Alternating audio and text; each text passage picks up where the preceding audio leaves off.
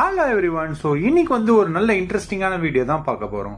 ஊர்ல roller coaster கேள்விப்பட்டிருக்கோம், கப்பல்ல ரோலர் கோஸ்டர் கேள்விப்பட்டிருக்கோம். என்ன சொல்ற அப்படின்னு பாத்தீங்கன்னா, ஆமாங்க, நிஜமாவே எங்க ஷிப்ல ரோலர் கோஸ்டர் இருக்கு. அதை பத்தி சொல்றதுக்கு முன்னாடி என் பேஜை நீங்க சப்ஸ்கிரைப் பண்ணலாம். என் பேஜை போய் செக் பண்ணிட்டு மறக்காம சப்ஸ்கிரைப் பண்ணி. ஸோ எங்க கம்பெனி தான் உலகத்திலே முதல் கம்பெனி ரோலர் கோஸ்டர் கப்பல்ல ஸ்டார்ட் பண்றதுக்கு. இந்த ரோலர் கோஸ்டரோட பேர் போல்ட் அப்படின்னு வச்சிருக்காங்க. அது மட்டும் இல்லாம பாத்தீங்கன்னா பூஸ்டர் என்ற பட்டன் நாமும் இருக்கு.